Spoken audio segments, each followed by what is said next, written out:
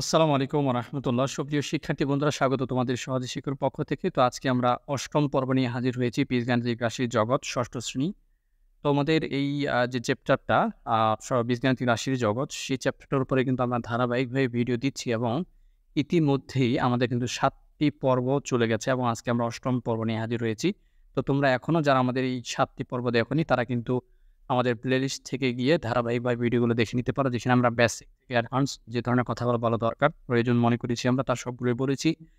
তো চলো আমরা এখন আজকে ক্লাসটা শুরু করি। প্রথমত আমরা প্রশ্নটা দেখি। এখানে বলছে যে একটি খাতার দাম X টাকা, একটি পেন্সিলের দাম Y টাকা এবং একটি রাবারের দাম Z টাকা। এখন প্রথম প্রশ্নটা হচ্ছে যে মিতা ১ ডজন খাতা এবং অর্ধ ডজন। তো ১ ডজন মানে কয়টি? ১২ টি। অর্ধ ডজন মানে কয়টি? ৬ টি। মানে কথাটা ঘুরিয়ে না বলে মানে সোজা না বলে একটু ঘুরিয়ে বলছে এতটুকুই। তো ১ ডজন খাতা কিনেছে এবং অর্ধ ডজন পেন্সিল ক্রয় করছে। এখন তার কত খরচ হলো? খুবই সিম্পল, তাই না অঙ্কটা? এখন দেখো, আমরা প্রথমে জানি যে ১ ডজন = ১২ টি। তাই আমরা এটা লিখে নিলাম যে আমরা জানি ১ ডজন = ১২ টি আর অর্ধ ডজন মানে হচ্ছে ২ দিয়ে ১২ কে ভাগ দিলে অর্ধেক পাওয়া যাবে, অর্থাৎ ৬ টি। এখন একটি খাতার দাম বলছে প্রশ্নের মধ্যে, দেখো যে একটি খাতার দাম হচ্ছে X টাকা, এই যে খাতার দাম X টাকা। তাহলে এখন সে খাতা কিনছে কয়টা? প্রশ্নেই দেখো সে খাতা কিনছে হচ্ছে ১ ডজন খাতা কিনছে। তো এখন ১ ডজন মানে কয়টি আমরা জানি? ১২ টি। তাই আমরা বললাম যে একটি খাতার দাম যদি X টাকা হয়, তাহলে ১ ডজন বা ১২ টি খাতার দাম হবে কি? ১২X টাকা। তো আমাদের এই পার্টটুকু হয়ে গেল। সে তো শুধু খাতাই কিনেনি, সে তো আবার পেন্সিলও কিনছে। তাহলে একটি পেন্সিলের দাম Y টাকা। সে পেন্সিল কিনছে কয়টা? সে পেন্সিল কিনছে হচ্ছে ৬ টা। তাহলে আমরা পরের স্টেপে চলে যাই। তো একটি পেন্সিলের দাম Y টাকা, সে ৬ টা পেন্সিল কিনছে। তোমার প্রশ্নে বলা আছে যে একটি পেন্সিলের দাম Y টাকা এবং তোমার যে যেই কার কথা বলছে?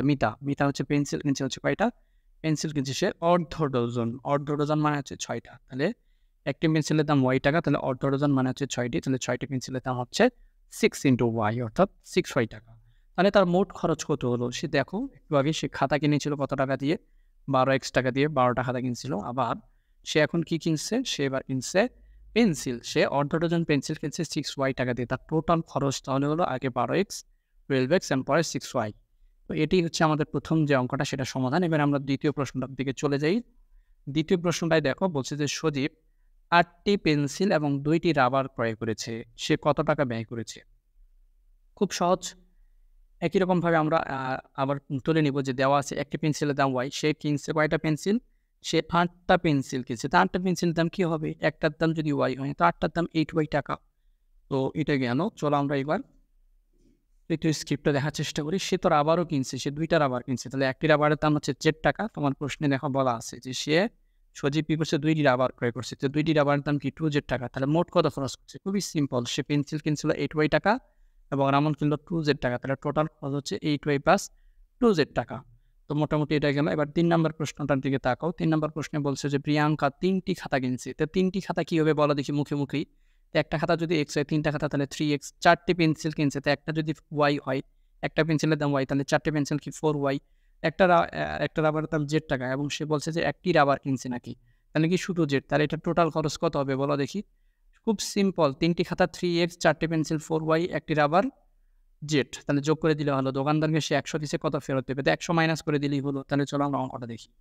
তো একটি খাতার দাম X টাকা, সে ৩ টা কিনছে তাই 3X। একটি পেন্সিলের দাম Y, সে ৪ টি পেন্সিল কিনছে 4Y। এরপর দেখো সে রাবার কিনছে হচ্ছে কয়টা?